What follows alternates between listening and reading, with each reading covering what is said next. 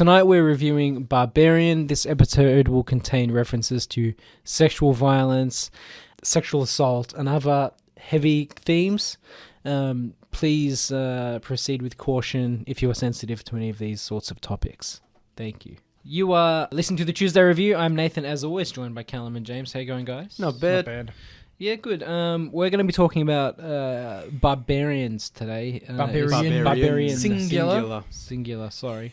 Interchangeable. That's the sequel. Barbarians is the sequel. Yeah, with the dollar sign. And then instead of the Barbarian S. 3. That'd be interesting. Barbarian 3D. With a little 3. Yeah, that'd be interesting.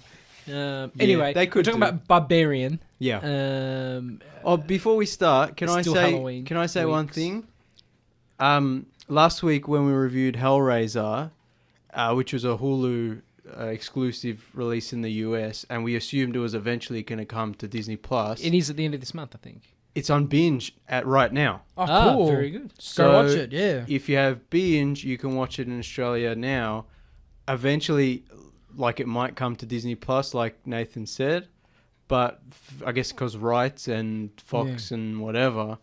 So if you didn't listen to our spoiler, or you did listen to our spoiler and you want to watch Hellraiser, it's on binge. It's still worth it. At the moment, yeah. So we're gonna continue our spooky Halloween reviews and discussions, and we saw a new horror movie last night called Barbarian, which we all really enjoyed. Yeah. I think Callum and myself liked it a lot more than Nathan and Alan. Look, all I'm going to saw it. say He's is not that here, but- half of us watching it in the cinema thought it was a Riff Tracks moment. Yeah, That it was was just just Alan. once Alan realized we were the only ones in the cinema, I think he just lost control. Yeah, it was like Mystery If he knew Mystery there were- Theater 3000. I was like, will Yeah. you guys stop? It Multiple was times. mostly Alan. I was going to Yeah. get the If usher he and get him knew- kicked out. If he knew, if there were other people in the cinema, He would've behaved, He would have yeah. behaved, but because he realized we were the only ones, he was just out of control, making jokes left and right, and most of them weren't that good. But anyway, and it's not even that kind of movie. Yeah. But actually, that's a good point. Usually, when you see any movie, especially a horror movie, the more audience, The better, yeah. I don't think this movie was diminished by it just being the An 4 or intimate 5 viewing. of us. Yeah. Yeah. No, Smile, it was great to see Smile with a whole bunch of people because Yeah. of the style of horror that it was, very impactful. This is a more subtle, I mean, it's, in some But I ways feel it's more subtle. this is I don't think subtle is the right word. I just it was such an enjoyable movie that it didn't matter that we didn't have the crowd. Audience feedback loop, yeah. And I think just Callum and I were sitting next to each other, it's just our reactions just bouncing off each other, I think was enough. Yeah. So that is all to say, we enjoyed the movie Barbarian, and we didn't know anything about it going in, and it's the best way to see any movie. Look, Yeah. the last But- 2 horror movies I've seen at the movie theater, Smile and Barbarian, I've known nothing about them going in, and I and even the other movie we saw that wasn't horror related, The mystery one, yeah. the mystery one. Oh yeah, see how they run. I knew nothing about that, and I've been having a more enjoyable time watching movies, not knowing anything. It's the best way to watch any movie is not watching the trailer, not looking Yeah, up no any- trailers, just posters. Yeah, Yeah, and that's do you remember we were watching Barbarian before the movie? They were playing the ads, and there's that new movie called The Menu.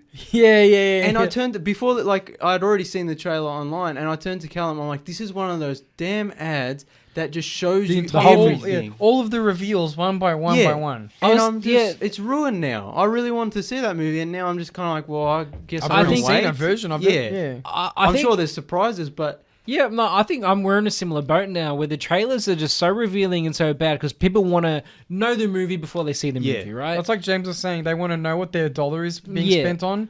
So, they don't want surprises. They want to know they're in for a certain type of film with a certain type of reveal. Yeah, but I think lately we're having much more enjoyment just going in blind for everything we see. it's for any movie, it's better you don't know anything. Just check. Don't look up trailers. Just check the Hoyt's website, see what's playing, and just go. But for Barbarian specifically, It's very important. I cannot to, stress enough to listeners. it's very important that if you're into horror movies, you should watch this movie. But you should not look up anything about it. Don't watch a trailer. Don't look at the cast and crew. No, there's a major actor in this film who I didn't even know was in it, and I was like, "Wow, that's so and so." And James was like, "Yeah, did you know he or she was in it?" I knew. I didn't know they were in the movie, and I was and very it's better, happily, right? Yeah, I was very happily surprised.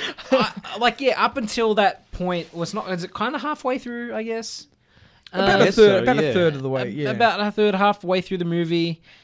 A new character is introduced, and I was very surprised because I assumed it was just going to be like the first character the whole way through. But that's the thing, is it's like the marketing has been pretty good because it doesn't really give you a sense of what's going on.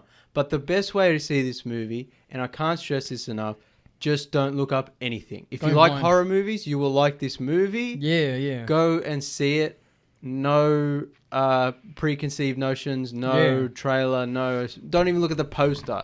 Don't read anything about it. Just going blind, because it's got a lot of surprises, and there's no point in us kind of trying to do a spoiler-free review. Yeah, because because we can't really. Yeah. And just other than to say, like, we all really enjoyed it, and like personally, I think I liked it maybe just as much as Smile. Yeah, we talked about this briefly.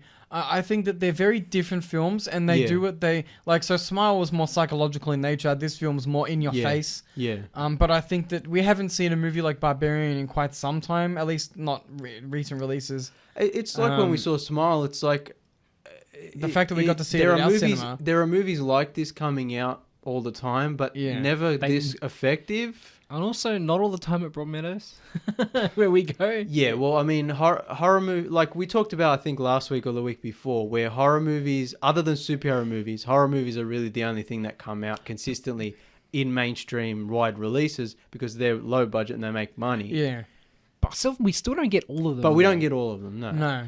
Some of the riskier ones is just then that we just have to wait. Yeah, well, we talked about Hellraiser and even that, Yeah. Yeah. Anyway, spoiler warning. Yeah. So honestly, I know we said this during the Smile review, but this is even more serious than that. Yeah. If you haven't seen Barbarian, do not listen to this part of the review. Yeah. Because we're just going to spoil it all, and it'll ruin the movie for you. Look, I'll timestamp. Look, it'll be timestamped as well in the comments of this episode in the description. It will say when the spoilers end. Yeah. Do not listen past this point. Yeah. If you haven't seen the movie. Yeah, honestly, just skip to the timestamp, because then we'll be talking about other horror movies later. But honestly, if you haven't seen Barbarian, pause this, go see it, or skip to the timestamp, because we will ruin it. And I know we said that during Smile, and a lot of people might have didn't really care, and they listened to it, the spoiler section anyway. But I think this movie even more so. The twists are effective because you're like, what the hell? Yeah, like I didn't see that coming. It's a different movie now. Yeah, exactly. Yeah. Whereas like Smile, you kind of get an idea about what you're in for anyway. Yeah. But with this one, because like you said, the marketing was pretty good, you're pretty much in the dark, pun intended, the whole time. Spoiler warning for Barbarian. Do not listen past this point if you haven't seen the movie. You've been warned. I'll probably warn you again later, but I'm warning you now. So it's your own fault. Yeah, at the end of the episode. Do not rewind. Yeah. All right, spoiler warning for Barbarian. This movie was awesome. It was crazy, and I liked how it just became a different movie halfway through. And then there was a flashback, and all of a sudden we were like 40 years ago. I'm like, what the hell's going on? And then we flash forward again, and it's the same movie it was at the start, except you have more information. I thought it was awesome. Yeah, it was good. Honestly, I was sold. My dad was telling me about this movie. He was confusing it with Terrifier 2. That's funny. And so I went in expecting Terrifier 2. That's why you were complaining at the end. That's so funny. That's so funny. All right, you have to tell the full story. Yeah, please. So, in the lead up to this movie, my dad's like, I've read articles on that movie. It's making people pass out and throw up in the cinemas. Yeah. It's gory and it's disgusting. And I'm like, I am in. Yeah. I want the torture porn experience on the big screen. Let's go. Yeah. It's been a while since I've seen some Hostel level action. You know what I mean? Yeah. As bad as that sounds. Yeah. Hellraiser wasn't enough. That's it. And it wasn't that movie at all. It's not to say that the movie Barbarian ends, the credits are rolling, and Nathan's like, I don't know what the big deal is. Like, this isn't the it's Shape not of that- Water. No one was, but in the context of, I didn't feel the need to throw up and or Yeah. pass out. And I was just kind of like, oh, Nathan, they say that about every horror movie. Yeah, You know, it's just you know, hype kills. Yeah, essentially. And that's one of the reasons why, if you haven't seen the movie, you shouldn't look up anything about it. But the fact that he was talking about a different movie. I said to James after the movie, I'm like, Nathan said it was this really gory, scary thing, and I'm like, Yeah, it was I didn't awesome. hear hear that. I know. No. That's what Nathan told me. I'm like, it was scary and it was great, but I'm like, but it wasn't that bad of a it wasn't that Yeah. intense of a film. But to know that was terrifying That's funny. too is hilarious. Yeah, that's Yeah. funny. But that happened. But yeah, so spoiler warning again. Spoiler warning yet. Also, if you have HBO Max, Barbarian is out now on the streaming service. That's right. Okay, yeah. So Yeah. pause it. Does that mean it'll eventually come to binge? Potentially. Well, potentially. Right, HBO see, Max rights are weird. Rights are weird. Yeah. HBO Max does these kinds of cinema debuts on the Yeah. service. And Oh no, but I mean eventually. eventually, I would imagine so. Probably, yeah. But right now, if you have HBO Max, it's on HBO Max. Yeah. Or fly a certain flag. Yeah. Yeah. Or just Yeah, don't- if you can't fly to the US. Or just, go to the cinemas and see it. Yeah, it's worth even seeing. better. It deserves your seeing it money. on the If big you're a screen horror was fan. awesome. Yeah. So, yeah. So anyway, it's spoiler warning. It's good.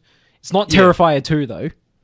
Yeah. Be warned. It's Be not warned. terrifying. It's not terrifying. Yeah, it won't, 2. won't make you throw up. It won't- Although that hair on the there is a certain the hair scene, on the Yeah. hair on the nipple, bottle nipple. yeah. Yeah. God damn. Oh, come on. Who hasn't been there? Although Callum made a joke about that, saying it should have been a Views Universe movie. Oh, no, that was James's that idea. was James So being watch- like, "I'll suck on the nipple." Watching the movie. So the Yeah. movie starts off and it's like the woman in the house and like B&B, she an Airbnb. yeah, she discovers the secret basement room, and then there's like a jump scare, and the monster comes out and kills Bill Skarsgård, who you thought was the bad guy, but actually no, it's a red herring. And then it hard cuts, and this is like what, half an hour, 40 minutes into the movie. Yeah. Yeah, pretty much. It's Yeah, a at while. least. It's like hard cuts, and then all of a sudden it's about Justin Long's character being Me Too'd.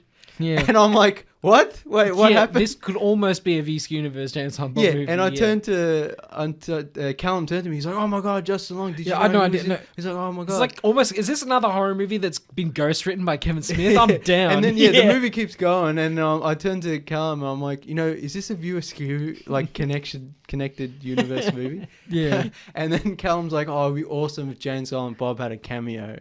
They could. And we'll talk definitely- about later what the possibilities of a cameo could be, because Yeah. there's some really funny things they could have Yeah, done. yeah. But anyway, Justin Long's performance in this movie is amazing.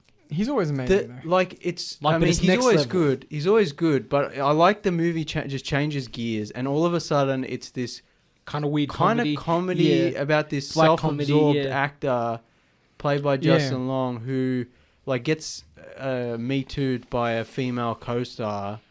For a pilot, yeah. Yeah, he's filming a pilot and he did something and she accused him, and so he's basically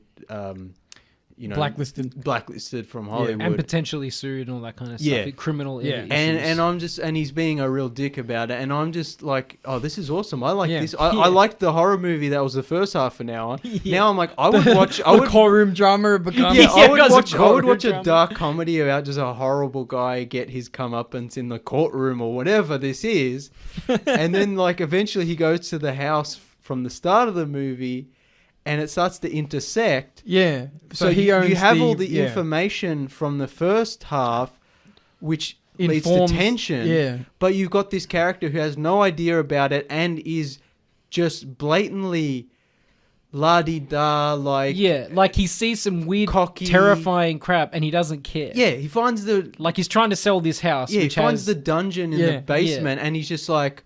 extra space. Yeah, and I he's love the like fact extra that measuring- footage, cuts- I can it- sell yeah, this. I love Some the of fact that it cuts to him on a laptop looking at the laws. the Yeah. bylaws for Yeah, like the what square counts footage. as as like listings Yeah. for the hilarious. And- yeah, and that scene where he's like measuring the dungeon. that It's is like top tier. This is like one of the best scenes in the movie. He's like measuring. This movie everything. has a lot of like Dark humor, Jordan yeah. Peele-esque Yeah. perfect balance of comedy and horror. yeah. And because I deliberately didn't look up anything about the movie, I didn't know who it was written and directed by because I deliberately didn't want to know. And it wasn't until after I saw the movie that I looked it up. And it's by Zach Kreger, who was part of the Whitest Kids You Know comedy group. Do you guys remember them? Yeah, I do. They were like sketch comedy group. So this guy's kind of like a Jordan Peele-esque, where he's got a comedy background, and now he's come in with a like really strong horror movie with Barbarian, and it's a great balance. Like with Jordan Peele movies, it's got that kind of sense of humor, but it's also terrifying, and it's not tonally inconsistent like a lot of movies that try to do that are. I think this movie perfectly. There's a couple of points where I was like, oh, that's a bit too on the nose or whatever. Yeah, but like there was a point earlier in the film. Sorry, James. No, go on. Where Bill Skarsgård is behind the protagonist. Yeah, and they do this beep horror scare. The jump scare that was bad. I was like, really? Like that was a really weak. I don't think that was the director. That was definitely a studio call. I think because no, I don't think so. I think that was so rough though. That kind of horror trope is normal. Oh, if you think everything's fine and it's just the guy came up behind her to ask her a question, but it was the way isolated. It was executed. It was executed poorly with this like single piano bling, like a deliberate attempt at a jump scare, and it didn't work. But that was almost an isolated incident, though. Yeah, it was. That was like one weird kind of like boop scare. But the tension's been building this whole time because she gets to the B&B, the Airbnb. It's double booked. It's double booked. Bill Skarsgård's already there. He's a creepy looking guy, acting creepy. He's a few bad years away from being Buscemi, Steve Buscemi. You know that, right? Yeah, I mean he's already he's on his way. Yeah. I'm down. I mean he's to pass the bug-eyed torch. I feel bad, but you know, like he's so good at it. But he's so good at it. That's like, and he's a creepy man. Like, you know what I mean? That's what he's good at. But he's also a good actor. So it's like you're not really sure where you lie with this guy. And it's also well written enough where you're kind of like, oh, I don't know about this guy. Yeah. And like the tension's building. So it's also because it's from the female's perspective. There's that extra threat where it's like she's in a room, she's in a building with a guy she doesn't know. She has to sleep there. That's the whole point. That's the whole. It's just like, do you want a cup of tea? Do you want a cup of tea? Push this cup of tea. She even says, like, if the roles were reversed, I would not let you in. Yeah, it's. To be fair, this whole movie is also an exercise in let's ignore our survival instincts. Yeah, pretty much. Because I would have been out of there immediately. That's one of the problems I had with the movie, where it's a horror trope of characters acting dumb so that they can get into a situation where they're in danger. Propel the narrative forward through their incompetence. And I think we're at a point now where, you know, movies should be, not every movie has to be the smartest movie, but they should be horror movies should be a bit smarter. And I think Jordan Peele... he made Get Out, everybody should have moved on. Yeah, like Jordan Peele's movies, like the characters are usually smart enough to where they're not doing dumb stuff just so they can get their... And what, you look at Nope, he just goes, Nope. Yeah. Well, I mean, most good horror movies, it's like the characters are forced into a situation. It's not just that they walk blindly in. No, you know what I mean? That's what I'm saying. Is most horror, it's a trope. Most horror movies, they're so dumb. The characters just like walking blindly into the dark with no flashlight or weapon, going hello. And it's just like, this is so dumb. Yeah. There are points in this movie where that kind of happens. Yeah. Repeatedly. And I feel like it could easily be rewritten where she's propelled forward for a more believable reason. Yeah. It doesn't ruin the movie. No. But I feel like that there are some nitpicks I have with those sequences in the movie. One of the issues is that the antagonist in the film is passive's the wrong word. But they're not like other monsters where they're always actively seeking prey. They kind of stick to their main area unless it's dark out. You're talking about the monster. Yeah. Unless it's dark out, in which case they roam. But even when they roam during the dark, they don't seem to kidnap, at least not in the beginning. Yeah. So it's like to bring the characters closer to the monster, if the monster's not going to go to them, they have to go to the monster. The Yeah. problem is, like you said, the what's How the do word you, I'm how looking do at? you how do you write yeah, that there's no- without yeah, them The- being? there's no the conceit they use isn't powerful enough to be convincing. Yeah. Yeah. Especially because what I really liked about that the first time she goes into the basement and the door shuts, and the first time you're like, okay, fair enough. She didn't know the door was going to close by itself and lock, and now she's stuck down there. That's fair enough. Then she finds the secret door, and she's like, nope, and she walks away. And I'm like, oh, okay, that's a smart thing to do. Jordan Peele made a whole career out of it, of characters being noping out of there. Yeah, yeah. That's what they should be doing, rather than the dumb horror trope of blindly walking into the dark and going, hello, and getting yeah. their head chopped off. And then she's stuck in the basement for so long that then she sees a mirror, and she uses the mirror to reflect the sunlight so she can see down into the secret room. I'm like, I love this. Yeah. I love movies where the characters are Figuring things out. figuring things out and creative problem solving Yeah. and makeshift weaponry or makeshift whatever. Yeah, to move ingenuity. forward. Ingenuity. MacGyver yes. it. Engineering. Yeah. MacGyver it all. I'm like, yeah. I love this. This feels great. She's smart enough to where, you know, obviously she should just stay out of there, but it's kind of smart enough to where it's like, okay, now she has a light source and she can see there's a door there. So it makes sense that if she's trapped in the basement and there's another door, maybe there's an might exit. lead outside. Yeah. So this all makes sense. So she goes to the second door and then she finds the rape dungeon. And at that point, she nopes out of there. Yeah. And as I'm you like, would. okay, everything up until this point has been perfect. Yeah. That's the Then- point. You just leave. You know what I mean? But then, but that's the thing. She's locked inside, right? Then Bill Skarsgård comes back. He unlocks the thing. She gets out and she's about to leave. This is where the movie for the next 10 or so minutes gets really dumb, Yeah. just so she can be in the situation of now she's down with the monster. Yeah. And the next series of events is basically really silly because she doesn't really have a reason to go down there. Why didn't they And why neither didn't does they? he. Yeah, no, they don't. They should have just got out of there, reported it to the police. Yeah. Uh, But I'm like, I feel like there can be some rewriting where they get something or whatever. I don't Maybe know. there's a third victim down there that they hear, so they have to go and rescue them because the police are busy. You know what I mean? At least that way there's a sense of urgency anything. involved. But it could be Especially the monster because- mimicking someone. Yeah, especially because the door locks the first time. So the second time, they don't even prop the door open. I'm like, okay, that's just dumb. All they had Yeah. to do was have Alexander Skarsgård pop his head down while she holds the door open, and he sees like the door, and he's like, Yeah. "Yeah, no, that's creepy. Let's get out of here." And like that's it. You know what I mean? And I know there's an element of it's deliberately written in a way, kind of like a Jordan Peele movie. There's a social commentary aspect to it as well, where you've got like different levels of gaslighting, misogyny, sexism, whatever. The Bill Skarsgård character at the start, he's a bit weird, but he's pretty normal guy. But then he pretty much just gaslights her the whole time. She's talking about there's a rape dungeon in the basement. Yeah. And he's like, no, there's not. Yeah. Maybe I can just go see it to make sure it's even real. with the police as Like- well later on. Yeah, and no one- they're no very one's dismissive sure, of her yeah. kind of hysterical woman kind of thing going on.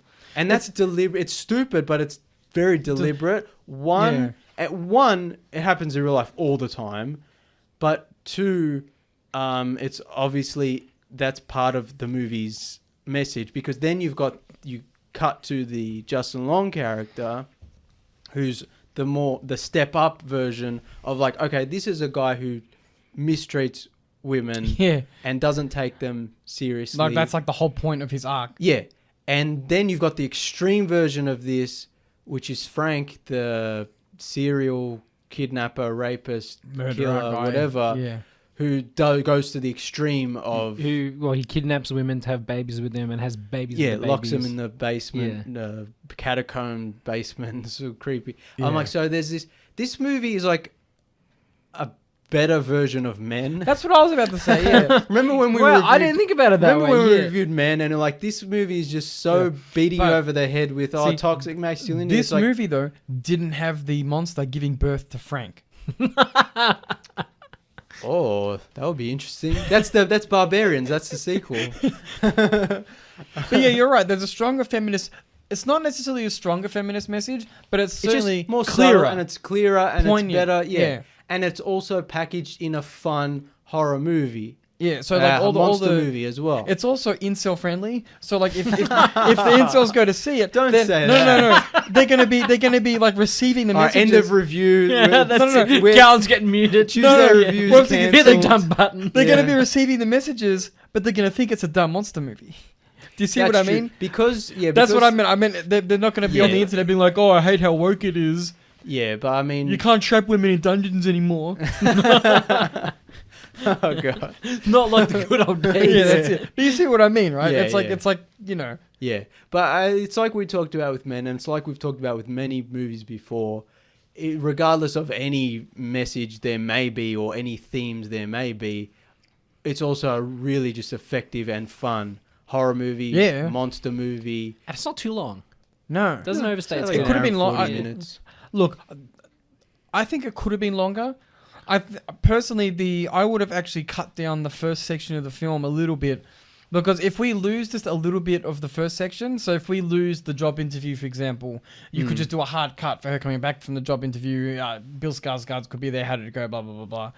But then you could add more information about Yeah. Frank and the monster. I would have liked to Um, have seen more. and their dynamic, because I think that's what's missing from this film, is that it's Yeah. established that the monster is afraid of Frank, Yeah. because we noticed that there's a bell that we presume he would ring, but one of the when Justin Long's character is trying to escape through the tunnels under the house, he gets to a door, and the monster stops chasing him because she gets scared at the door. Yeah. And so we were like, this is interesting. Like the minute you said, you're like, ooh. Yeah. I'm like, this suddenly there's an extra dynamic here. Like the one of the resident homeless gentlemen in Detroit says she's not the most awful thing in there. Yeah. And so it already sets up this extra monster level. I would have But- liked to have seen more in the flashback. Yeah. Just I more of How it was set up in the golden age. Yeah, I think it's not super necessary, No, but no. it's always nice to see that extra. But yeah, just the dynamic, like the characterization. Because the way it's presented is like he's been doing this for 40 plus years, and there's been multiple women, multiple children, and multiple children of those children. Yeah, and it's just horrible cycle. And the monster in the movie is basically just the last one, or the only one that we know of. But yeah, the movie points towards the fact that this has been going on for so long with so many women, that there was more going on back in the day. Yeah. I think it's better left to the imagination because it's just so awful and horrible. I mean, just the relationship between Frank and the monster. Yeah, which yeah. I think that would have added us a little bit. Like if we cut, because there is a little bit of fat on the film. I think that like no, just stuff like if I was editing this film, and me, the great editor that I am, Justin Long getting into the hire car, for example, you could have made that a bit shorter. Could have him driving from the airport. He lands at the airport. He's in the car. He's on the phone. You know what I mean? Like, Yeah, you could trim some stuff of it to add a little bit of extra depth I into think that. most of that dialogue is important. I would have to rewatch the movie. Yeah. and No, kind I'm of not saying it's going to be spell it the out, most but flawless cut, but I think that I don't think there's any fat on the movie. There are things I would do differently. There are other things I would like to see, but yeah, no, I don't think there's anything necessarily missing or that's. I mean, too I don't know much. I don't know if I'd cut anything out, but they could have added an extra 5 to 10 minutes. Yeah, that's all Maybe. I'm asking, is just like one scene to show what the actual relationship between the monster and the Yeah, like why the guy in the is bed, Frank, monster is. afraid? Yeah, like Why? you know. Well, we know why. Well, Well, obviously, yeah, but like what are they like when it's just them alone, for example, like without the horror element? him sucking on the teat. Yeah. No, I mean- I don't think she goes near there. Yeah, But that's like the mystery of the film to me. One of the mysteries is like what's But the, I like that. It's just like Yeah. your Yeah. imagination could do. That's like the scariest part of this movie is the videotapes, which you never see. yeah, Because yeah. it's so awful what he does that nothing they could film yeah, Yeah. would live up Yeah. to it. It even scared That's- Justin Long's character. Yeah. And like you he- think it's going to lead to him having a redemption arc, Yeah, yeah. but then nope. yeah. Yeah. which is character appropriate. Yeah. Which that's the other thing. Like that's one thing I didn't like is when they're on the water tower. Yeah, so they escape. There's a small battle with the barbarian. No, No, the monster is the monster is called the mother yeah, the mother. because all she wants is a bebe. Bebe. Yeah, Not Airbnb. Yeah, I said after the movie she wasn't saying bebe, she was saying B&B. Rate 5 stars, rate 5 5 stars. stars, It's like, yeah. would come again. Yeah. I got to suck on the teat. We said that we had the yeah, milk bottle. We said that the monster. It'll be funny at the monster at the end gets out her phone. It's like 5 star, 5 star. Yeah. To stay in there, baby. she sees a 1-star BBB. review and she screams. Yeah. Yeah, that's it. Now you die. My the- my flawless rating. The monster is like this tall. The mother, I should say, is this tall, gangly, like monstrous-looking woman who, With as James superhuman said, strength. with superhuman strength. And I would guess night vision.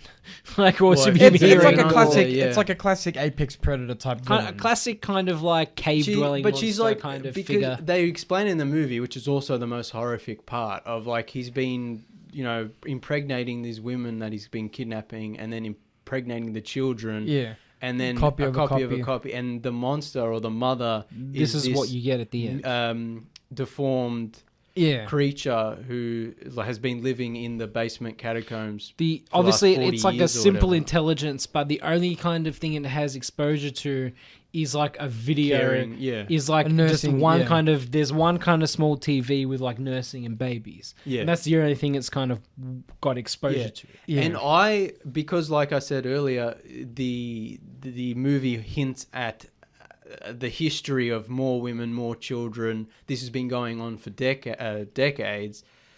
It hinted to me as well as it's like there was a more at some point there were more children there. Yeah. So Well, there's cages and things like that in there's- the catacombs. Exactly. So like Again, as you said, it's like the imagination conjures what you yeah, what it's you more think is gonna terrifying. happen. Yeah, because I reckon if Yeah. they showed it, it wouldn't be as powerful. And No. it's not like I said, it's not super necessary. I don't think there's anything directly missing Yeah. No. from the movie. But yeah, I think it's just because it starts with that like it's building the tension. It's got the protagonist and Bill Skarsgård's character in the house, and you're like, what's going to happen? Is he the bad guy? And then the mother comes out and kills it, and it's just like this really effective jump scare. And I turned to Callum, I was like, damn, this is awesome. And it cuts to Justin Long's character, and it's like half an hour of him like being Yeah. a dick, and then going to the house and then finding the basement and then measuring the measuring tape. And that's hilarious. One of the Yeah. best scenes of the year. Yeah. The And fact that he then- gets through the sex dungeon and he's just like measuring the walls, Yeah. whatever. I'm like, that's so fun. He's just, And, like, calculating the in his catacombs. head how He's much just money he like he can sees the make, yeah. catacombs. He's like, yes. Yeah. And then yeah. It's genius. No And fear that at makes- all. See, that makes sense of like why he would go in there. Yeah. It doesn't, because what's the main character's name? Tess? Tess, Tess, yeah. Because Yeah. it doesn't, like we were just talking, Tess, it doesn't make sense for her to go further in. But for him, he's just like, this is great. This is my Yeah. house. Was I'm he going to... AJ? Is that his name? That was his name, yeah. And Justin Long's character, AJ, like keeps going. And it's like, so that makes sense. It's also funny. We know what's happened, so it's got that underlying tension. But he's just He's oblivious. ignorant, yeah. And then, like... It hits the fan. Yeah, exactly. And then he finds Tess, and it's just like... And then it's horror again. And it's this perfect balance. Yeah. And when she's escaping, and she trips over the measuring tape, and that device of humor has now become Yeah. a device of horror. No, when it's actually humor, like it's humor when he's using it, and then when something grabs it and pulls it out of his horror hand, you're again. like, It's horror, okay, we're yeah. horror again. It's transformed. And then when she runs away and she trips over on it, it and makes a the noise which alerts the mother. Yeah, I'm like, oh, this is so good. Yeah. Yeah, it does. It does use sound and it uses the unseen very effectively. Yeah, 'Cause the shadows. For at least I want to say at least the first half of the film, Hmm. you don't really see much of the mother. It's like the mother becomes a more apparent villain. Well, the first half is just in the top floor of the house. Yeah. So it's not Yeah, until they but get to the... It's not until like the final The act, end, if you yeah. will, the last third and of I the mean, film. that's always we've talked about it before. The more you see a monster, the less scary it is. Yeah. So the mother becomes less scary at the end when you see more of her. But also at that point in the movie, I feel like you kind of feel sympathetic for her. Well, they do a really wonderful job of taking the caricature of like the awful looking hideous monster Yeah.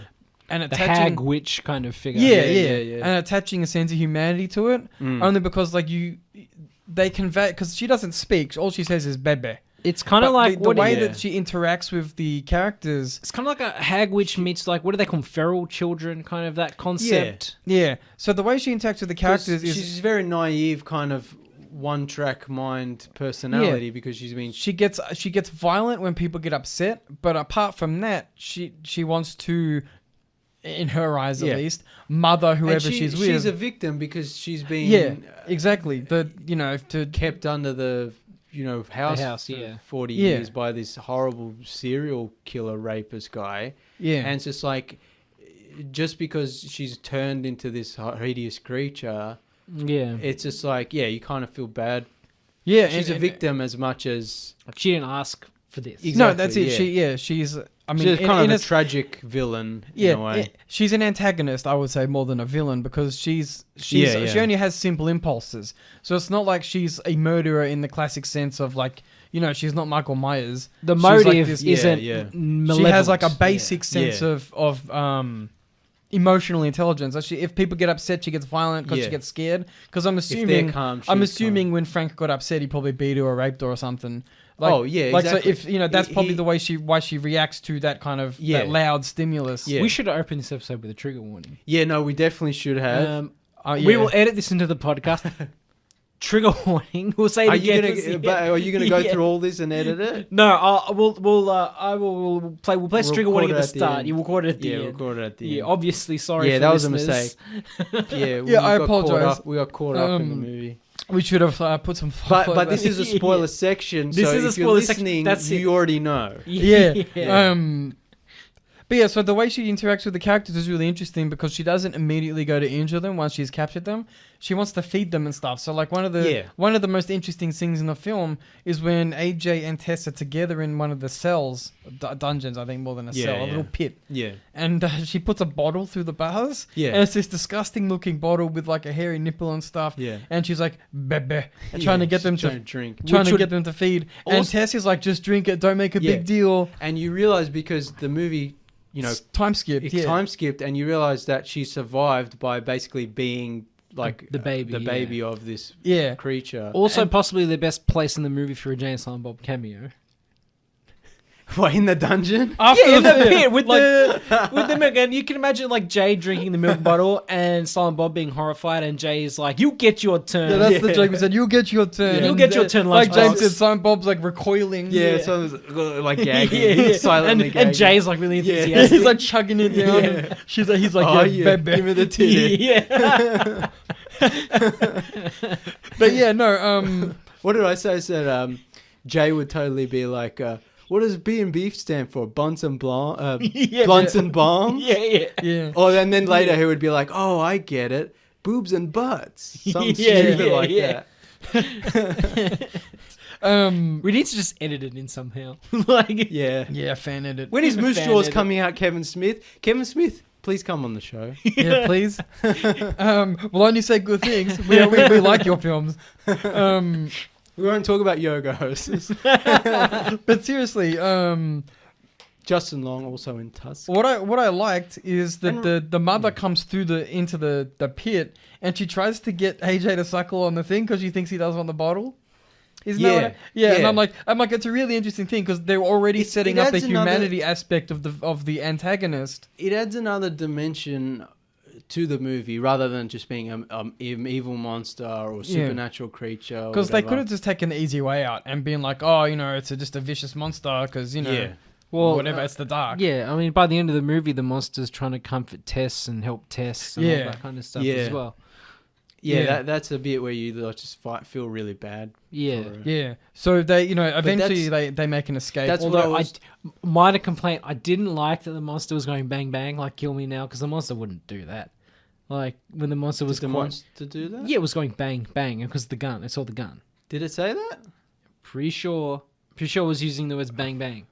I don't No, remember. I think she was saying like back. She wanted to go back to the house. yeah. She was trying to carry I Tess. was mishearing bang bang. No, she can't kept bang bang. she kept trying to Yeah, carry yeah. Tess, but Yeah, Tess yeah. had been They're shot, and shot, she's like, yeah. I can't go back. Please. Yeah. So but that's- AJ's character arc takes a devious turn, and we find that he decides to. So there's 2 points towards the end where like I didn't think the humor and the horror meshed well. Yeah. And it's from what I've read on like Reddit and people talking about the movie, these moments in like US cinemas got big laughs. But for me, I was just like, oh, okay, that's kind of dumb. Which One of them was when they finally escape and they're hunkered down at the homeless man's encampment or whatever. And he's like, I've been here 15 years and, she's never come in here. And right behind him, she like Kool-Aid mans her way through the wall. Yeah. And grabs him and like pulls his arm off and beats him with his arm. While I was watching the movie, I didn't even realize that was meant to be a comedic moment. You know what I mean? But that's the thing. I was like, that didn't work. Whatever they were doing there. Yeah. I just thought it was like an awkward insert. Yeah, it was kind of awkwardly shot. Maybe I don't know. I didn't think that worked. Like obviously she was gonna go after them, but I just that bit wasn't bad or anything. I'm just saying It didn't just felt a work bit for me awkward. personally. Yeah. The part that really didn't work for me, and is when they're on the water tower, and Justin Long at the homeless man's encampment was like, maybe I'm a bad person, maybe I'm a good person who did a bad thing, and you think he's Just trying to change. trying to redeem himself from what he did. And then they finally escape and they run up the water tower while they're being chased. And he's like, I can escape if you slow her down. And he pushes Tess off the water tower, and she's like falling slow motion. And I'm like, okay, this is great. He hasn't changed at all. Yeah. Yeah. But what was really dumb was that the mother creature jumps after Tess like Superhero dived off the what building. do you call it? Captain Swan America dive. style. Yeah. Olympic diver dives off the water tower to save her. And even though Tess has been falling for It's like 3 seconds or She something. She still That's lands 5 on seconds. underneath Tess. yeah, she and then it cuts, and then like the mother has like cradled and has landed under Tess. I'm like, you could easily reshoot that one without that stupid Olympic dive, which I think was supposed to be comedic, but I thought was just dumb. I didn't get comedic at all. But I'm like, how else could you have framed you? Why would they frame it in that awkward? Yeah, it's just so awkward. Yeah. And physically, I don't think it's possible. No, but they could easily like just have Tess hang on to something for a second No, and it's then just like fall. she pushes her, and then as she's falling, the mother goes like no, and not obviously slow motion no, but and jumps to set and kind of grabs her as she's falling. It's a very easy fix. I don't know. I think they were doing it because they thought the director thought it was funny or whatever. I don't think that worked. It didn't come across, and it didn't to make me. sense. Yeah. I know this movie's not realistic, but it didn't make sense. Physically, it wasn't possible. Yeah. Yeah, that just annoyed me. But like everything, I loved everything. I loved the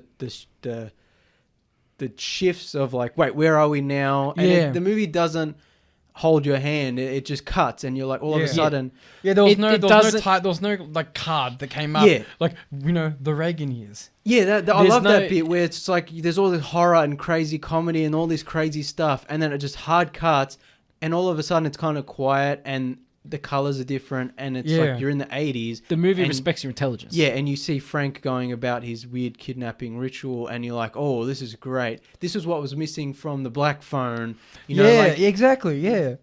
And it just gives you enough information without Then you can start putting some pieces together. Yeah, without telegraphing anything. And then it cuts back and you're back in the action. And it's just like, and it's like now you have that extra knowledge. So like you have a sense of anticipation. Yeah, the movie respects the audience, basically. It respects the intelligence of the audience. Yeah. Look, we'll be right back after a very quick break. You are back on the Tuesday review talking all things Barbarian. Spoiler warning, just in case. Spoiler warning, just in case. And trigger warning. Yeah. Just in case. I think the movie, as we were just saying, the movie respects the audience intelligence and it deals with its themes smartly. Yeah, I think, not to be unfair to Zach Cregger, but it does feel very Jordan Peele-esque, and that's a good thing, I'm saying. And I would be interested to see what he does next. And I think, like Jordan Peele, like I said, it's got that good balance of humor and horror, but also, yeah, it's like mostly smartly written, well written.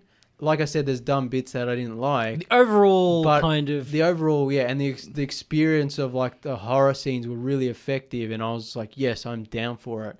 And the cuts to different parts where you're just like, what the hell's going on? I love that, and that's why I enjoyed it so much. Like, Smile had that kind of slower, more investigative, psychological, and then with moments of like, horror, like jump scares and like, oh my god, and at the end I was kind of like shook. And then this movie was just a lot more fun and balls to the wall, like crazy what's going on. More traditional, yeah, like not traditional is the wrong word. It's more of a monster movie. Yeah.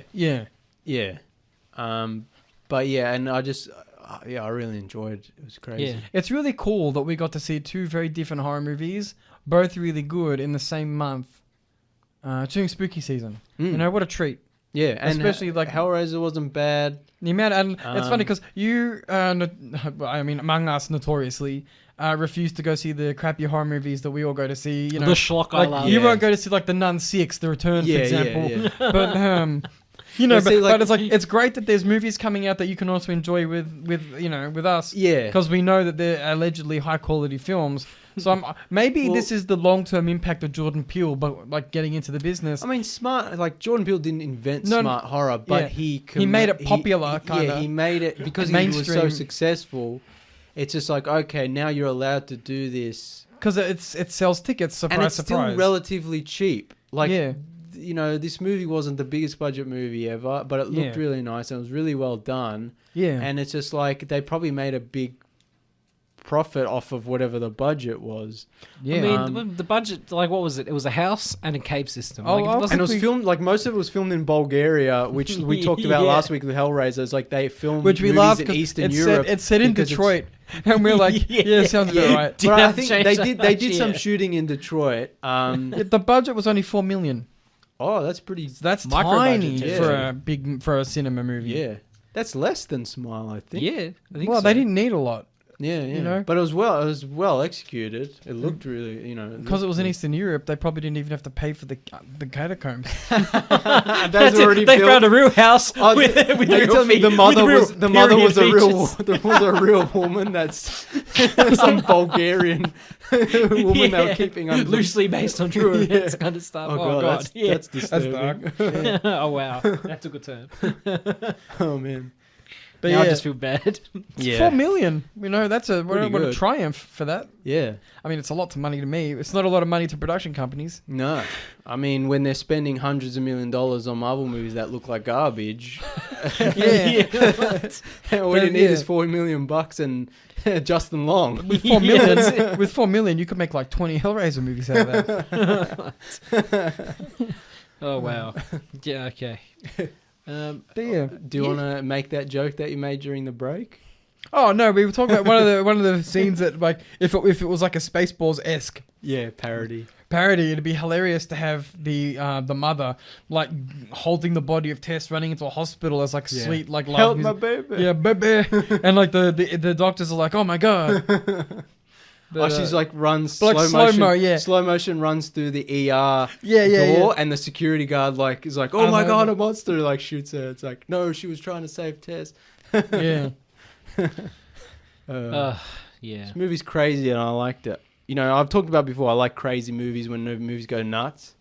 This goes nuts in the right. Horror movies are getting a bit loose. Like I remember we talked about *Malignant*. That went crazy in the end. Yeah, that went crazy in the worst kind of way. There were a few years back in the day where we were just sort of stuck with The Conjuring. But this is why we liked Texas Chainsaw Massacre, which is like the original, the OG. Yeah, it's all fun and games until the horror starts. Yeah, it's just like it was like 40 minutes of like, they're just making fun of this guy in the wheelchair.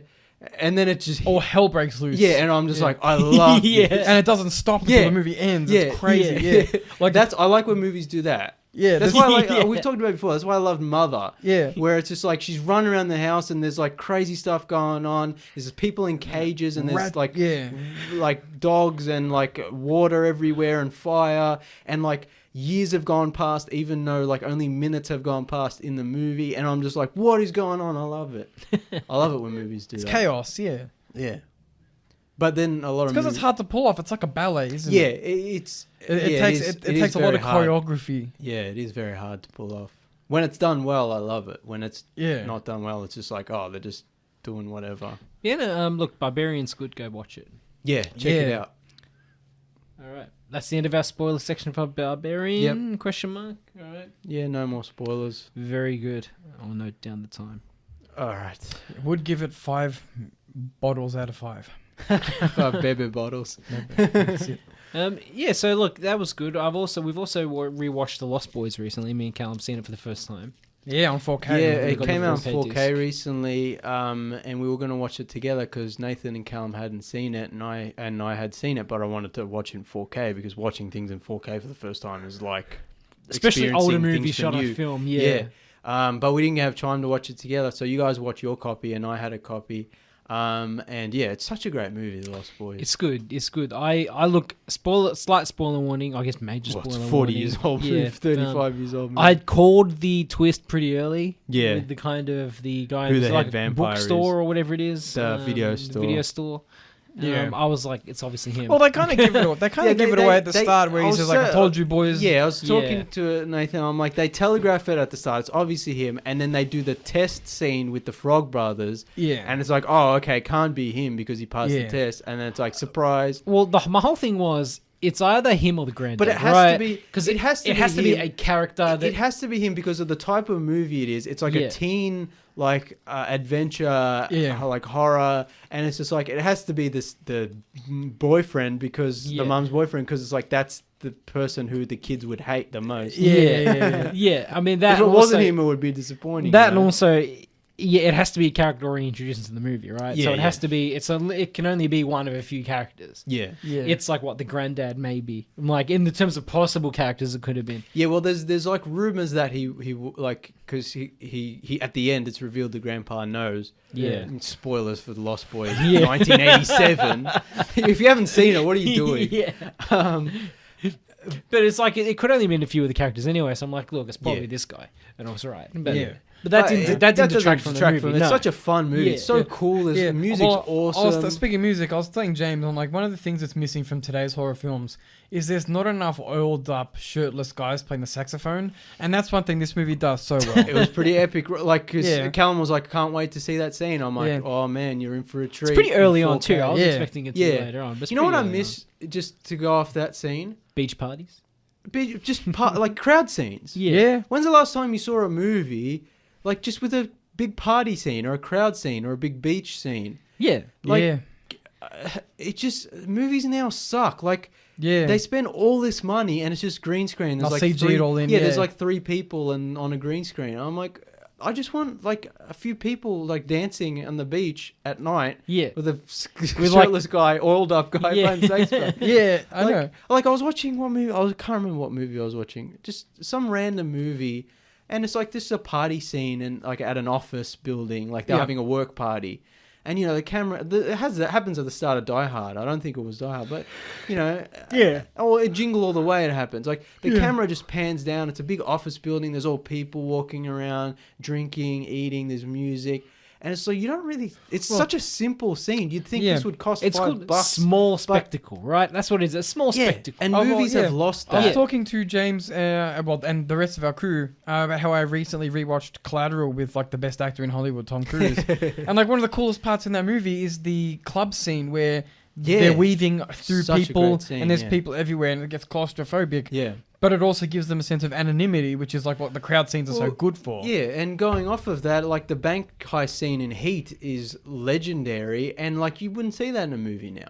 They wouldn't close down a street and have a big shootout with a bunch of guys in cars the- and stuff. What's the movie? Oh my god! It's I think it's Johnny Depp movie, and I think it's Johnny. I'll look it up. But it's a movie set in a shopping mall where he has to kill a guy. Nick of Time. Nick of Time. I love that movie. I watched it like a month ago. I watched it a little while ago now, but Yeah. they couldn't make that kind of movie anymore because it's like and it's so simple. It's so simple. It's just like there's a conceit like he's gonna die or someone's gonna die, and his daughter gets kidnapped, daughter, yeah. and they tell him if you don't kill the governor, your daughter will be killed, and he's got Yeah. 90 minutes to do it, and Yeah. they give him a gun, and It's they're like the go. speed of murder. Yeah. It's And it's set awesome. in a You shopping- should watch it. It's set in like a shopping center. You'd love it. It's really fun. Christopher Walken's the bad guy. Yeah, Oh, it's sold. yeah. I mean, I was sold before, but Yeah, I mean, yeah. it's just No, it's sold awesome. now. but it's set in a shopping center. It's the same deal. It's like set in like a shopping mall. Yeah, we and it's talked like all about filled this. with people and That's Yeah. awesome. We talked about this where like the 90s thriller doesn't exist anymore. Yeah. and it should. Like The Yeah. Fugitive could never be made today. It would be on Netflix and it would be filmed in Eastern Europe and it Yeah. would be all green screen and I- it would look like crap. I was saying to James the other day, yesterday, I've entered because my work schedule's been so hectic. I haven't had any energy to do stuff. Yeah. So I've been entering a movie watching phase. all Welcome I to do is my watch world. Blu-ray. Yeah. I was like, I'm turning into James. All I do is watch Blu-rays, and it's awesome. It's literally the only thing keeping me alive. It's awesome. Yeah, it's awesome. I because finish work, I turn on the TV, that's Yeah. it. I don't do anything else. It's awesome because it kind of it rekindles my love of film. Hey, speaking of Lost Boys, you guys have never seen me during daytime, right? Yeah, that's it. Yeah. Only during high school, no more. yeah. After that.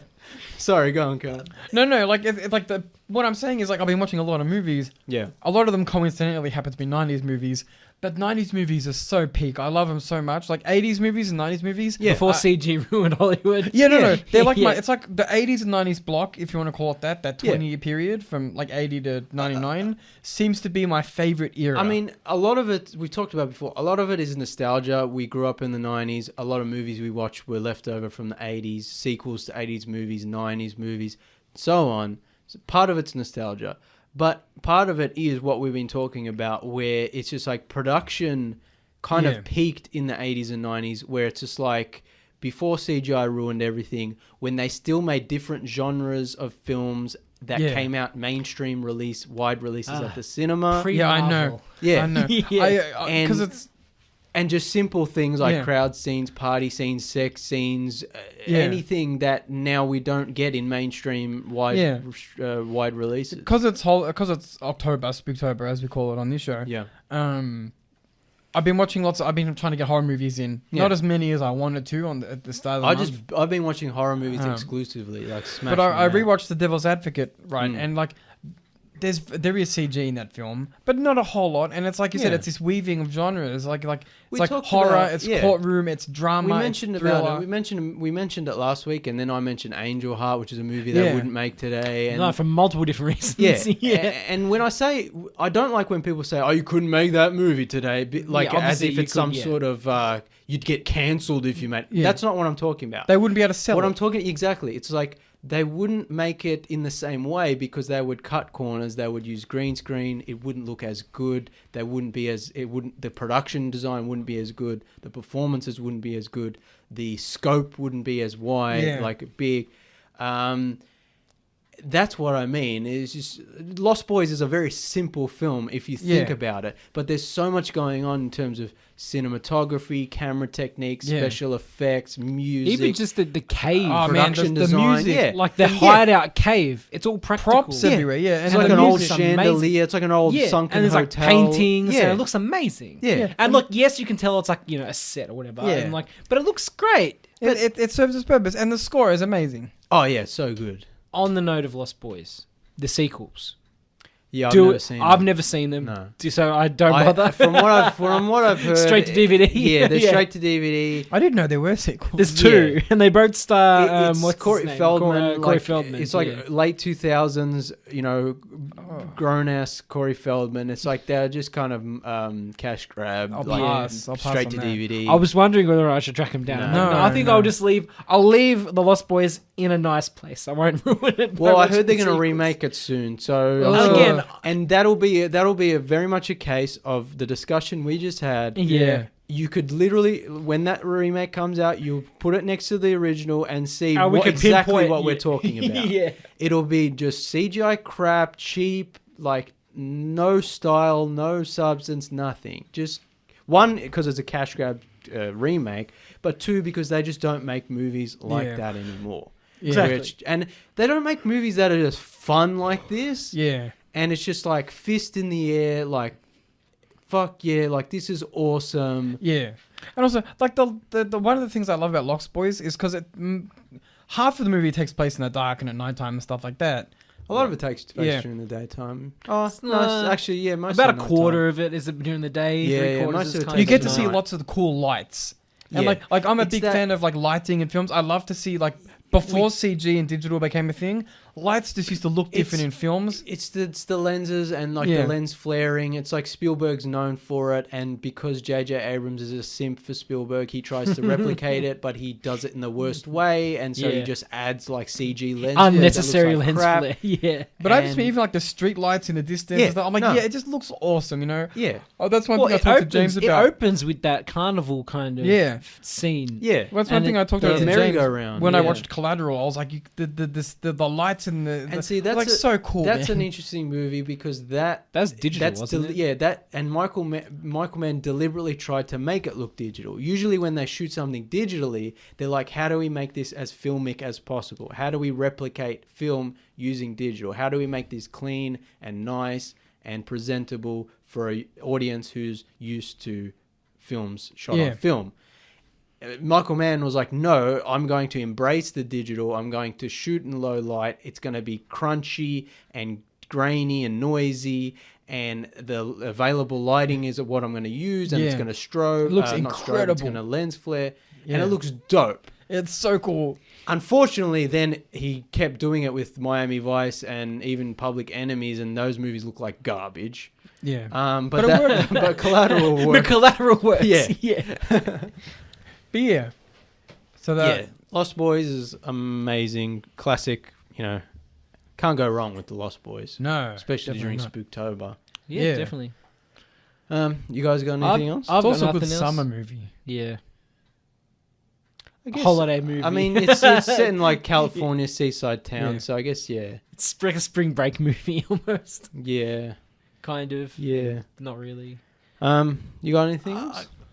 I got nothing. I got heaps of stuff. I've been watching movies non-stop. I got stuff, but not Yeah, but- necessarily horror Yeah, related. but you got to put in the it's Spooktober, my brother. Well, I'm watching Phenomenon's Phenomenon's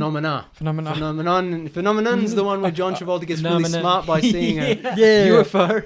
Phenomena is the Yeah, one. I'm like 3/4 of the way through.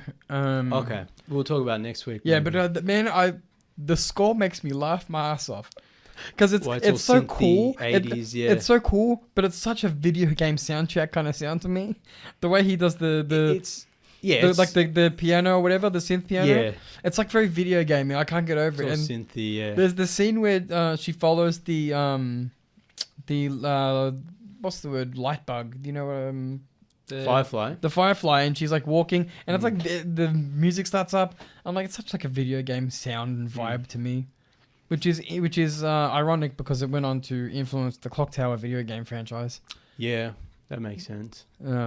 But yeah, so that's an interesting film. It wasn't Well, as we'll good talk as. about it next week because you haven't finished it, and No, I haven't finished it. Yeah, stuff happens. I know. like, I heard can that the tell last. you. I heard like the last 15 minutes is insane. Yeah, it goes nuts. Yeah. So we'll talk about it another time. Well, I mean, I finished watching all 7 original Chucky movies. Do they get progressively worse, as I would assume? Yes and no. Okay. They changed. So yeah. So Does it start at So- straight horror and end at straight comedy? no. So here's the interesting thing. 1 and 2 are kind of 1, 2, and 3 are horror movies. And obviously, the more you go on, the more you see of Chucky, the less mysterious or scary he gets. The less they try to hide him. Then a few years go because they kind of rushed those out pretty quickly. Then quite a few years, like 8 years goes past, and then they make Bride of Chucky, which is more a comedy, but has horror elements.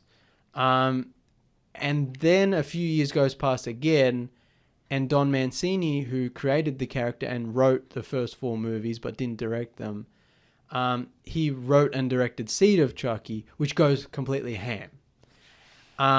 And I talked about it, I think, last week, where I didn't hate it. I kind of dig some of it, but I understand why people hate it, because it's just throwing things out there and just going nuts. But I think what's interesting about Don Mancini is that for every Chucky movie, he's trying to do something different.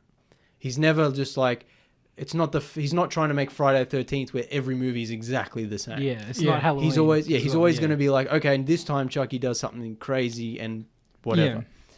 Then a few years go past again after Seed of Chucky didn't do very well. And they make Curse of Chucky, which is the first movie in the series to go straight to DVD. So it's obviously lower budget. It's all set in one house, but it returns to horror.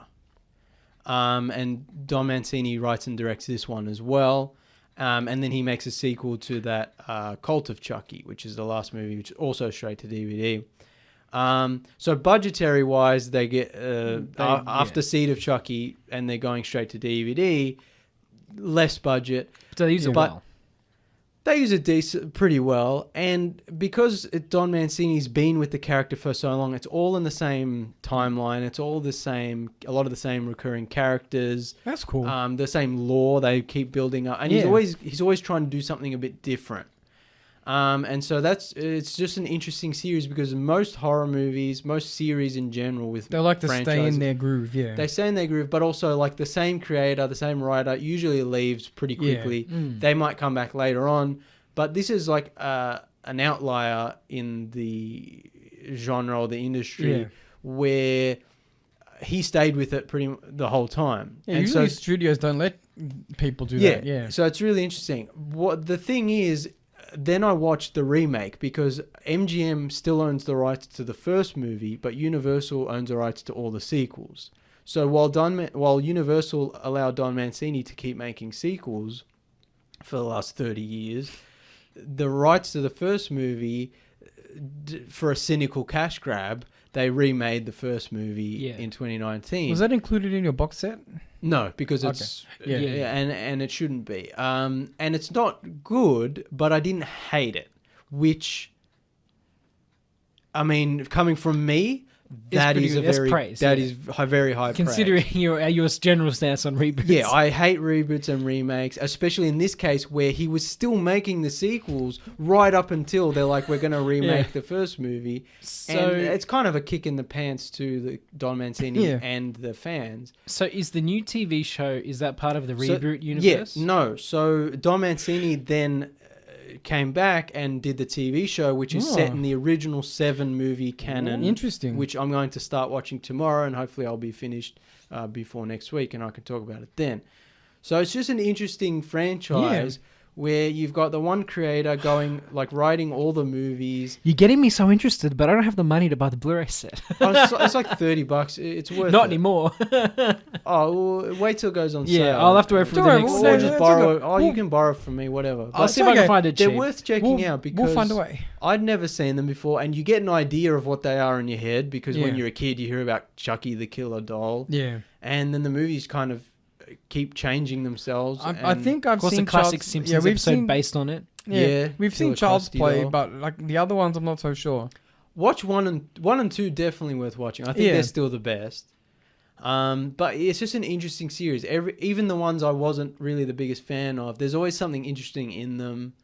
It's not very often that the same guy can do it, but exactly. it's even rarer that they let him keep mixing things up. Yeah. Because my assumption is even if they were to let him come back, they'd be like, okay, you have paint to by the follow numbers.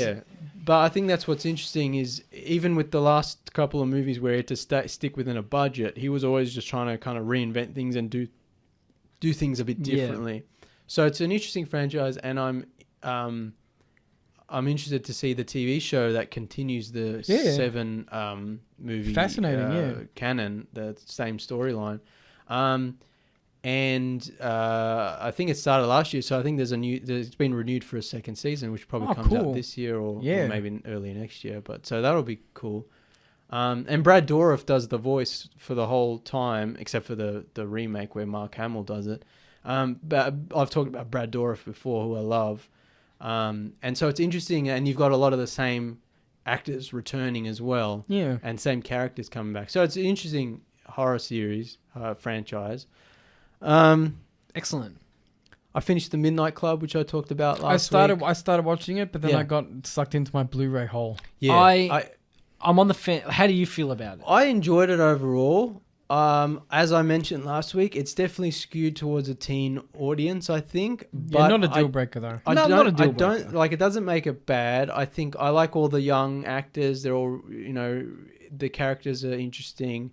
I think what keeps it interesting and engaging is the fact that the kids get together each night and they tell each other scary stories. And so each episode has It's like almost an anthology. yeah, like a horror anthology, but also kind of like with sci-fi or other drama elements.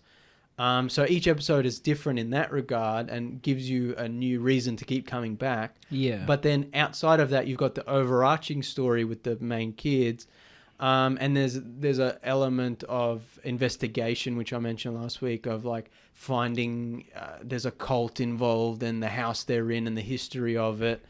And there's that element, which is interesting as well. Yeah. And because I think the only reason I watch it is because Mike Flanagan co-created it. Yeah. And so I was kind of like invested, and it's got his stamp on it, and it's got a lot of actors from his Was previous it shows. Rahul Kohli?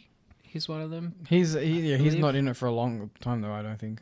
I don't recognize the name, but yeah, a lot of the policeman from Midnight Mass. Yeah, this guy. yeah, he's in it. So he's a Yeah. supporting. The main character from Midnight Mass is in it. A bunch of people from So The I'll let He's Haunting. stable. Yeah. He's very loyal Yeah. to his But, crew. Yeah. it's a good show. I enjoyed it. It ends in a place where I would be interested in a second season. Maybe next Spooktober I would watch it. So it's not a limited series. I'm out. It's Oh, Netflix. because it's gonna get Yeah. cancelled. Yeah. I'll wait and see if it gets yeah, through. we'll wait and see. Yeah. But it's also interesting because Heather Langenkamp is in it, who played Nancy in the original Yeah. Nightmare on Elm Street movie. So that's fun. And it's got he's in a very small role. You hardly get to see him, but hopefully in the second season, if it doesn't get cancelled, he'll be in it. William B. Davis, who played the cigarette smoking man in X-Files. Oh, cool. He's in it. It's just a fun, like, enjoyable show. It was good for Spooktober. If I didn't watch it in October while I was watching other horror movies, maybe I would have been like, okay, whatever. But like, I enjoyed it. Yeah. Yeah. And I would probably watch another season. Very good. Yeah. Cool. Should I talk about Scorn since it's horror? Yeah. Did you related? get far in it? Because I I finished got it. stuck, man. So okay, no spoilers for Scorn for me because Okay. I'm still trying my best to work out the first puzzle. I just Yeah. can't. me too. So- in the big room where you have so to change the I gates. just, Yeah. I don't know what to do. So I refuse to look up a walkthrough. I'm like, Yeah. Jake, I need you to come over and guide me with a a full- puzzle. yeah. like, help me. I'll try The to very be intelligence vague. can only go so far. I'll try to be I'll try to be vague. We've mentioned it on the show before. Like, I've been waiting for this game. I think it was announced 10 years ago. It was a while ago, yeah. Ever since I saw It's the like- art style, It's like was, H.R. Geiger yeah, kind of. it was heavily influenced by H.R. Giger, who created the xenomorph alien, the facehugger, the egg, the ship from Yeah. the original Alien movie. His art style, that kind of weird biomechanical, I don't know what you call it, like Yeah. that kind of weird style. Like I was there. I'm down immediately. Like Yeah. I'm like, I don't care. Like I think originally it And- was just a PC exclusive, and I and- was like, I don't really yeah. play PC games, but I will buy it. I don't care. Yeah. And now you got an Xbox. Well, that's the thing is over the years it kept getting delayed, and Yeah. it's a very small, I think, team of people making it. It's an indie game, And it looks so good. then on the they Xbox. said, oh, it's coming to Xbox One. So I'm like, cool. So I bought the Xbox One, and it never came out. And now, Yeah. and then it came, and now they say it's coming on the Series X, and I bought the Series X, and it finally came out, and it is extremely a good looking game. Yeah. But just the puzzles, Yeah, too hard for me. so- I'm sorry. I want to play you. But I- I just end up walking around the I'm trying to be vague. like a yeah. tubular room. I'm trying to be vague. Alan was watching me play it, and just he's like, visually- interact with the chair. He's like, interact with the chair. I'm like, I can't Yeah. interact with the chair. I'll just try. just visually Exquisite. it's just worth walking around that Yeah. world. Gameplay wise, it does feel a little clunky. It's a simple game. There's not a lot going on. You're not running around shooting things, blowing stuff up, flying around. You're just walking around interacting with things. From what I've read on the internet, though, there's some combat, and it kind of lets the game down a little bit. Well, I don't want to spoil anything for Yeah. you, but the combat is not the focus. Yeah. So on one hand, it's disappointing when there are combat encounters, but also that's kind of the point of the game. Yeah. You know, like we just discussed, hype kills. So I've been hyping this game up for 10 years. Yeah. Everything about it speaks to me, that weird, you know, Yeah. HR Giga style. And that weird sci-fi disgusting universe that, you know, that I'm just like, yes, I'm there for it. Playing the game, I'm like, it only took me 5 hours to finish. Yeah. And it's just like, well, Look at you, smarty pants. look at you. No, I haven't finished. I haven't finished. Yeah, I'm just talking it up, right? Yeah. It took me 5 hours to finish, which it's like, it's, you know, and then there's this discussions people have online of what is a game truly worth. Yeah. You know, you pay all this money and you only get a short experience, but Well, you do that for a movie. But yeah. why wouldn't you do it for a game? Exactly. Especially made by a small team of people over a very long time. They Yeah. put their heart and soul into Well, this. I mean, that's it. We paid $20 to go see a movie for 2 hours. Yeah. So it's a very hard thing. It's like, I think at the end of it all, I enjoyed the experience. I think it's a really good game. Yes, they could have, like, I would have liked more, but considering the team, like, probably, I don't know how many people are on the team. I assume only a few. It's polished. It's well done. It looks incredible. Yeah. Yeah. So I guess in a way, like, it was a good game, and the end of it especially, like, are going to stick with me. So there's that part of it. But playing the game, you get to the puzzles. I did do the first couple of puzzles on my own, but then after that, I'm just like, I'm just going to use a walkthrough. They get increasingly It's kind not of obtuse. fun. It's Yeah. not fun when you're doing a maze game. That's not new or original. It's not Yeah. not unique to this universe, and it's not fun. And you have to get like 3 different elements of the maze around the map, and you have to make sure they're all aligned up. And I'm like, I'm starting to get bored and Yeah. frustrated. Yeah. And so It's very much a 90s style thing. In the 80s and 90s, they used to deliberately pad out games by making Get them the red extremely key, get the difficult. blue key. Yeah, extremely Yeah. difficult and making you backtrack. And people have nostalgia for those types of games. Yeah. When they don't realize that those games were deliberately made that way because they had limitations in the hardware and they had limitations And on get- There was they- they and also couldn't tell software. complicated stories, so they Yeah. had to give you pad out, and you had Yeah. to get bang for your buck. So it's like you're doing the same thing over and over again. You're dying and going back to the start. I'm like, games now, like, people are like, oh, just get good if you're not good. I'm like, no. Games shouldn't be like that anymore. Yeah. Yeah, A that's very limited time. like I think me and James and- often talk about when we're playing games, we appreciate the story mode difficulty. Yeah. Not Well, because it's like I'm not interested in being frustrated Yeah, I play by games a on game. easy. Like, Yeah, me I don't too. I'm care. the Like, first to admit it. I'm not there Yeah. to be punished. I'm there to Yeah, exactly, experience yeah. the story, The to wor- explore yeah, the the world. world. Exactly. And this game doesn't have an easy mode. It's just one mode. And the people are complaining about the combat sections, and they don't really realize. I don't want to spoil it, but I don't really realize that combat is not the focus, and Yeah. that those parts aren't the hard parts of the game. The hard parts are when you're stuck at the same puzzle for an hour, Which is and- my experience so and far. you're just kind of Yeah. like, well, this is sitting there refusing to use a walkthrough. This is not fun. yeah. You're sitting there like Jack Nicholson in So- The Shining. Yeah, you go on Yeah. driving yourself mad. So for the puzzle, and because it's a 5-hour game, there's only like 4 or 5 puzzles. And when I got to them, I just tried, and then I got to the walkthrough, and Yeah, no shame in it, you know. smashed Give it an through. attempt. If you can't do it, you because move on. I'm actually there to experience the game and not to be stuck at the same screen, going like, "Oh, this is match to this, so that can match to that." Blah, blah, blah, blah. Yeah, Boring. who cares? Yeah. So now, outside of that, when you're exploring the world, it is a beautiful world, and there's a lot of detail, and the design, like I said, is amazing.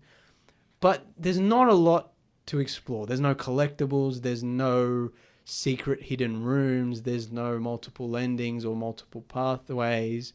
Any multiple pathways there are lead back to the same place, which I think is a good element of good level design. Because Yeah. even though it's kind of dark and you're like creepy and there's creatures, it's just like any way you go is going to lead you in the right direction. Yeah. A game like this could easily just be a maze of just indecipherable Just mess. frustrating. Yeah. Whereas every time I went somewhere and I was unsure and I was kind of like, oh no, I don't want to go Just this way press anymore. forward. And I would push forward and I would end up in the right place. Yeah. That in that regard, it's very well designed. Yeah, that's awesome. See, I disagree. I wander around the same hallways, but you're going in a loop de loop. Yeah, but you're stuck in that one arena with the train track. I know what you're talking about. That's one arena. That's where I'm stuck to. Yeah. No, once you get out of there, but yeah. So like, for a game I've been waiting for 10 years. Yeah. I mean, Probably it was just never slightly going to live up to the hype. But at the end I'm of glad the it's day, made. Yeah, at the end of the day, I'm happy I supported the developers, and I'm happy that the game was finished and released. We've talked about before, I just wish that they could, big studios would give these kinds of games bigger budgets and mainstream release. I think we're heading that way Yeah. with stuff like Games Pass and Microsoft investing in what we'll call AA titles, right? There's a They lot are of big on that, AA yeah. titles being released quite frequently on Games Pass when, as we've talked about before on Saturday episodes and stuff, game developers will get large truckloads of money to release their more indie game on Games Pass. Like, with Microsoft but funding even then, development... the development of it isn't as big as your mainstream. No. It's not God of War or anything like In that. the Not case The of- Last of Us or Call of Duty. I think in the case of Scorn, they're very lucky that Microsoft seemed to be pushing Scorn as like one of their flagship titles for Games Well, Pass. that's what's interesting is because I've been following this game for so long. It's like I thought it was just a weird niche kind of indie title, yeah. but they've been pushing it really hard the last year or so, and so now everyone's played it. Yeah, so I'm assuming Scorn's going to be available for at least 2 years or something because, like I said, they passed it over all their socials. It was on their website.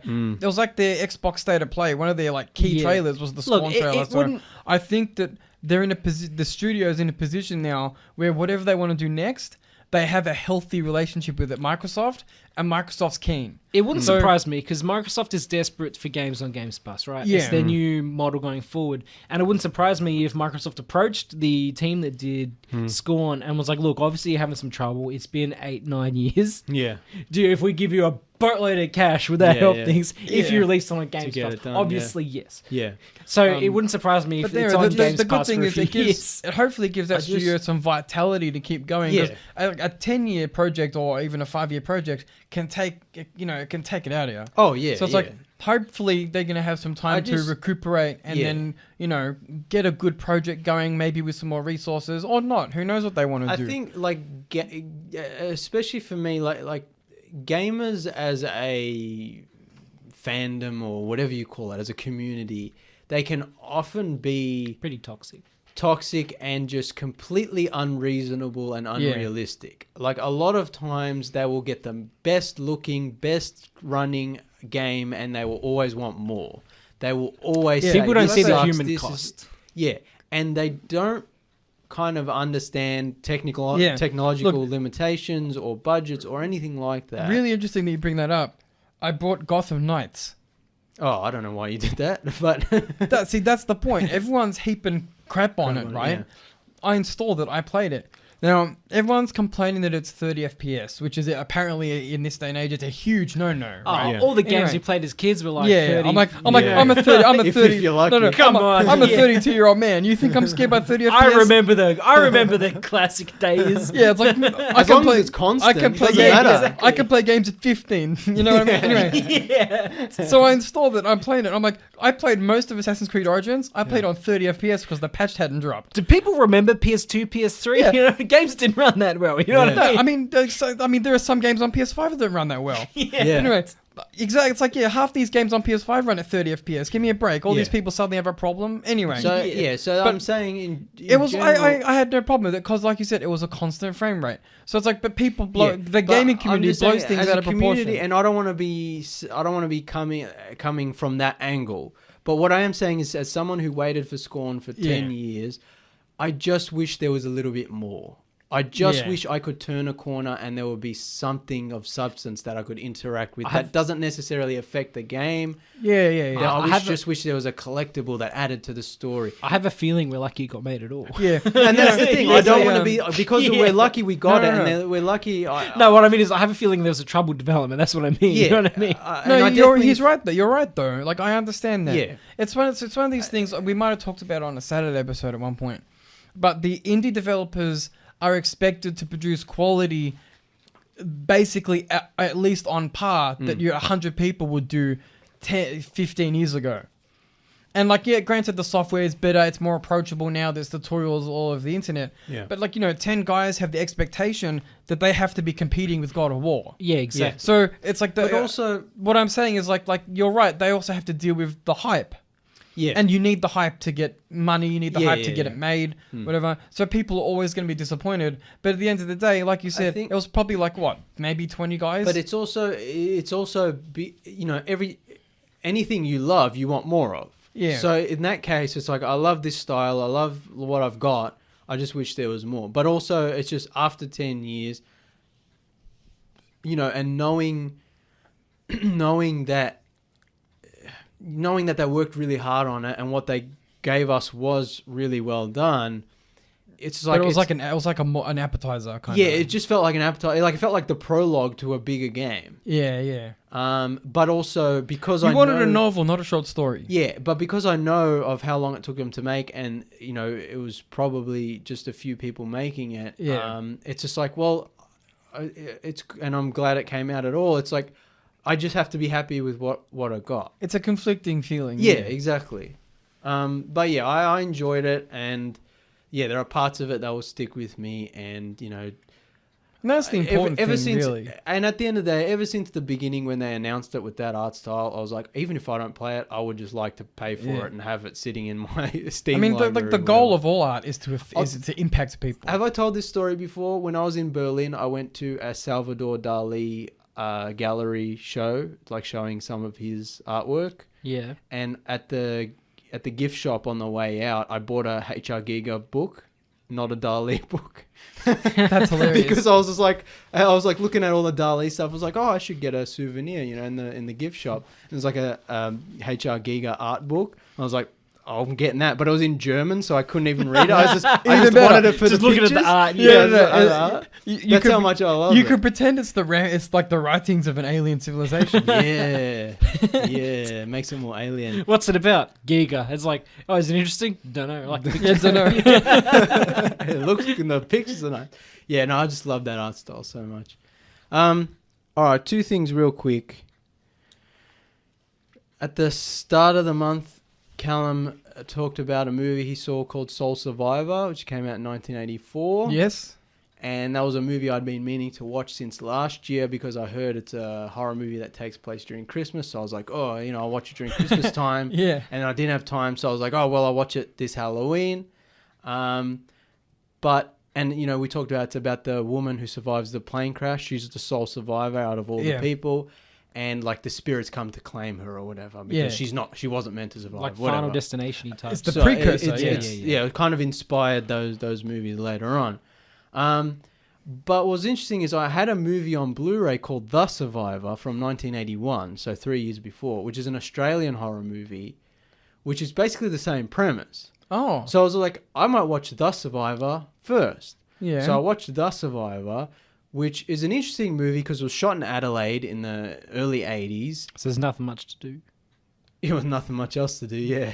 But what's interesting is, like, Australian movies were never big budget or, really broke out. Yeah. But what's interesting is the plane crash sequence at the start of that movie is really impressive for the time and for the budget and for the country it was made in. So you got this big, like, plane crash sequence and all these dead bodies and all these emergency service workers. That's cool. So that was interesting. And it's about the pilot is the sole survivor. And then the spirits come to claim him, whatever, because he wasn't supposed to survive. And it was based on a novel. But the makers of the movie, they were trying to make a more serious, respectable movie. And so they cut out all the gory kind of ghosts, kill, death scenes.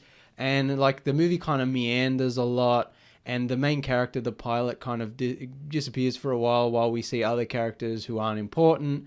And the ghosts kind of show up and nothing really happens much. And then the pilot comes at the end and it's just like, and the end was really cool.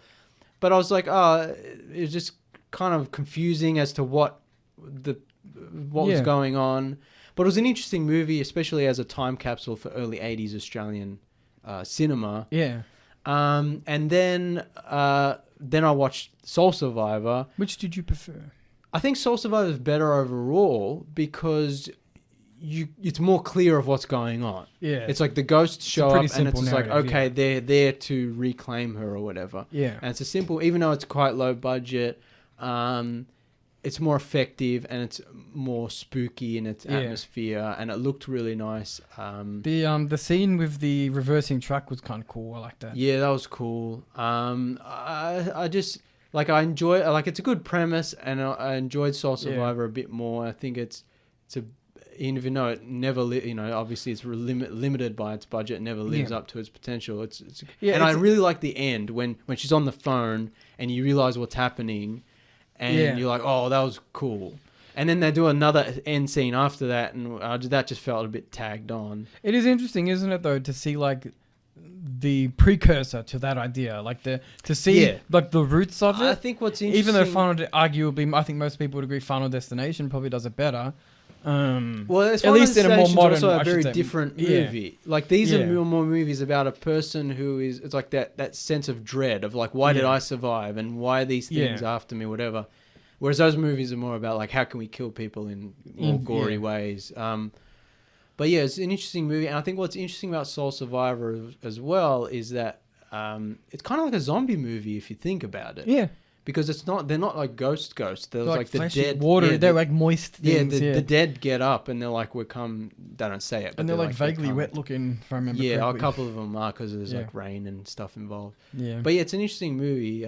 The writer-director, the movie he made after was Night of the Comet, which is like a cult zombie 80s movie. I've heard of that. Yeah. So, and that movie never really lives up to its potential either because of budget and so on. But that's a zombie movie. So it's like, there's definitely some interesting ideas in both movies. So yeah, that was fun.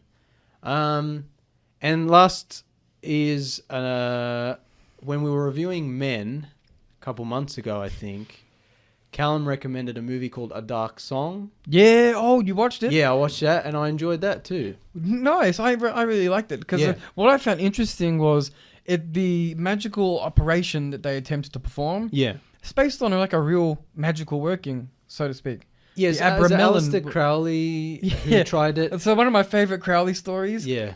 He tried it for I think he was doing it for 2 months or something, and then he left. And when asked, his response was things got out of hand. Yeah. And then he ended up adjusting the magical ritual so he could smoke hash while he was doing it. Yeah, because you're supposed to cleanse yourself. Yeah. And he claims that it worked. But the idea is you live a life of complete purity for 6 months. And it's different in the film. For 6 whole months. And then you have to you forge contracts with your holy guardian angel, I should say, assists you in forging contracts with demons, which then grant you temporary, and demons in the arcane sense, not as in the hell sense, because it's a bit more complicated than that. But then they assist you by granting you temporary use of their powers. So obviously not in real life, I'm not going to say not in real life because I know there are people who take it incredibly seriously. But the idea is you write down a spell that they tell you on a piece of paper and put it under your hat, and then you can turn invisible and unlock doors and do all this magical stuff.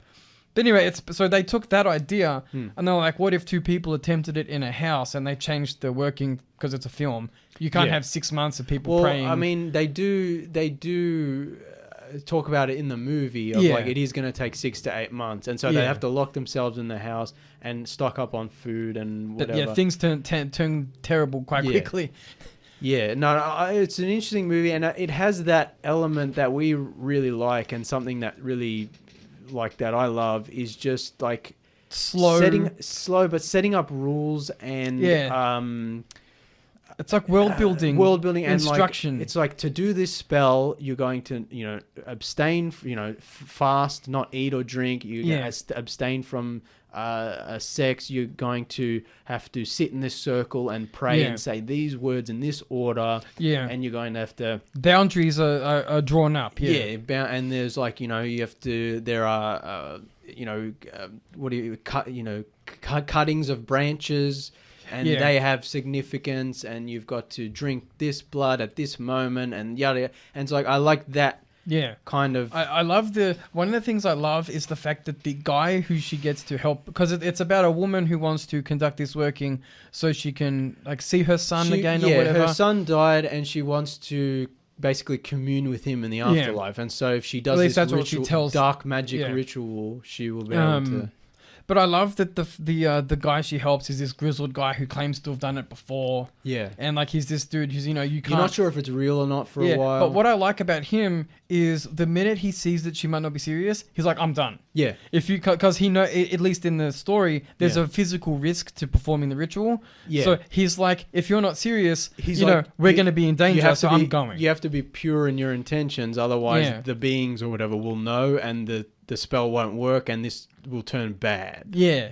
Yeah, and that's why, and obviously there's a human element that's interesting of like her Yeah. grief and whatever, and then he's an interesting character of like, is he serious? Is he not? Yeah. Is he telling the truth? Is he not? But then let's got all that cool dark magic stuff that I'm really interested and in. then things start happening, and Yeah. like, and there's that question: is it happening or is it psychological? Yeah. And then he attempts to, he doesn't try to kill her, but he has to reset her karma or whatever. Yeah. So he like drowns her in the bathtub, and it's this revive her. it's this hectic scene, and he ends up hurting himself. Yeah. But he says that was the guardian angel looking out for her, Yeah. or karma impacting him. You don't know if it's a coincidence or if there is a magical force. Yeah. But spoilers for A Dark Song. No, don't spoil it. Yeah, we won't spoil it. Okay, yeah, fair enough. Yeah. But the end review was cool, huh? Yeah. It's an interesting movie, and it's one of those good kind of underseen, underrated, whatever you want to call low budget, it. interesting film. Yeah, it's just like two people in a house in the English countryside or in Wales, I think. It's just got a... There's that scene where she goes for a walk atmosphere. around, and that was cool. The tension when she breaks the circle, and it's like, it's not even like tension in the film. It's just that you know that she's broken the boundaries that have been set up. So as a viewer, you're like, ugh. and you know, she's not supposed to do that, and so you're like, No, we talked about when we talked about Men of like you can have a very simple idea, a very simple execution, and it be very effective. And like this is a case of that, I think. Yeah, I'm glad you liked it because I thought it was pretty cool, and my dad watched it and he was like, it was alright. No, I like those kinds of movies. Dad. Simple movies. I mean, I like movies with lots of crazy stuff going on as well, as I've talked about. But especially these kinds of movies with like dark magic and stuff. It's just like they're not popular or mainstream or anything. You don't get them that often anymore. Yeah. I think that they would have been more in place in the 80s because of the Satanic Panic stuff. But even then, it's like those movies were usually, and then there's a monster, and then... What I like about this film is it's not black magic in the sense where it's like they've got a grimoire and they're reading from a spell. Yeah. It's this slow, methodical, ceremonial style with they have to wear the specific robes and stuff like that. And I'm not going to say grounded. Well, it is kind of grounded. It's based it in that real Aleister Crowley-esque working works. Yeah, so and it's you don't get to see that type of because magic when you see it in film, it's all very flashy and it's very quick and CG looks like shit and stuff like that. But it's cool to see movies where it's a bit slower, a bit more religious. Isn't the word I'm looking for? Yeah, but it's a bit more. Like ceremonial. Yeah. I like the ceremony of things. Yeah, exactly. You know, like the pomp of it all. Yeah, like when people watch like Star Trek, a lot of the Star Trek fans hate the Klingon episodes, but I've always loved the Klingon episodes because of just like the making up of the Klingon rules and religions and law. It's just like, you have to do this, and if you dishonor your family, you have to do this to redeem yourself, and you have to have someone help you, and there's this, you have to use this sword. And I'm like, I like all that stuff. It's just making up your own religion. Because like the coolest parts of world building are the fine text. It's the minutia where you get to really flesh ideas out. Yeah. Because like I can say, there's an alien race, but then when you talk about how their leaders are elected in a democracy, that's the fun part. And you mean the taxes. And the legislature, the Trade Federation, and the Trade Federations. Hey, the prequels weren't that bad. This is all we're trying to say. No. That's not happening. Almost caught you out. It's also and just the banality of because like you said, like when people think of movie magic, like magic in movies. I mean, and it's colors and sparks and whatever. And it's just like, it's interesting to have a more quote unquote grounded interpretation, and something that's a bit more banal. It's like, oh, you have to do this and way. like the fact that there's like right now there's some dudes trying it somewhere. Yeah, like it's and interesting. It feels more realistic that way of like, oh, this is how black magic is actually done. And when you say black magic, it's not your evil trying to destroy the world. It's just like it's magic that's not.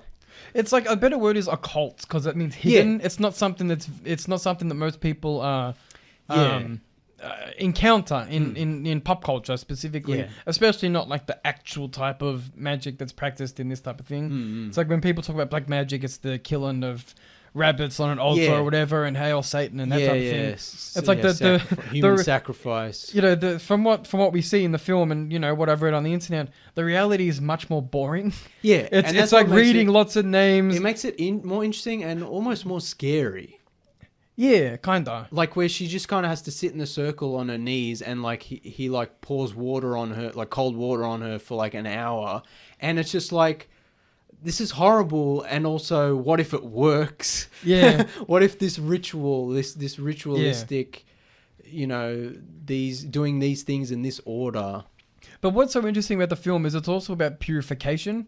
But like obviously, you know, there's a sense of physical purification with the wearing of the robes and that type of stuff. But also the thematic, the spiritual karmic kind of thing that goes on along with it. Like letting things go. Yeah. Because that's like the one of the central ideas of the film is coming to terms with things. Yeah. So it's like the guy has to come to terms with maybe he's not the magician he thinks he is or whatever, but she also has to come to terms with her grief and that's like her journey through the story. Yeah, it's not just about her grief; it's about her need for revenge on top of that. That she like, you know, I mean, we won't go into it. It might impede her journey a little bit, and she has to find a way to overcome it. Yeah, it's an interesting movie. Yeah, I enjoyed it, and it ticks a lot of my boxes. Yeah. Yeah, nice. I think that's it. I've rambled on long enough. I've been watching horror movies non-stop, and we still got a week left of Spooktober, so I'm just going to be non-stop horror movies. I've been eating my dinner in front of the TV, just banging them out. Man. Guillermo del Toro's Cabinet of Curiosity starts today, so I'm going to have to watch that. Honorable mention to Kronos. Yeah, sorry, yes. Kronos. Yeah. Good God, what a cool film. The guy's first feature film. Yeah, Del Toro. Absolute banger.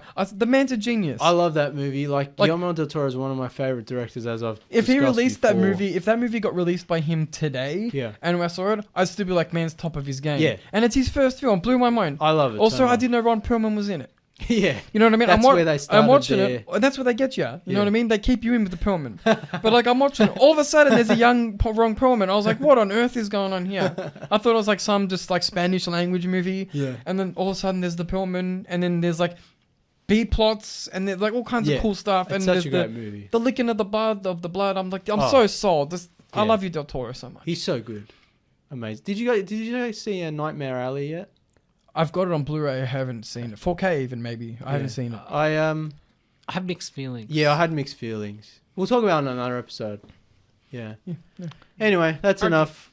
I've rambled on. I apologize to listeners. No. It was enthralling. Just wait until next week where it's just like all horror movies all the time. Bang, bang, bang. I'm so glad you managed to watch A Dark Song though, because that was a cool film. Yeah, it was good. All right. I'm getting hungry. Yeah, let's go eat. All right, thanks everyone for listening. Please like and share the Issues Every Facebook page. You can listen to all Instagram and Twitter. Instagram, follow and us, Twitter as well. At Tuesday Review AU. You can listen to all our other episodes on Spotify, Anchor, iTunes Podcast, Apple Podcasts, I should say, wherever you listen. We'll be back next week. Thanks for listening, everybody. Adios, cousins. Adios, cousins.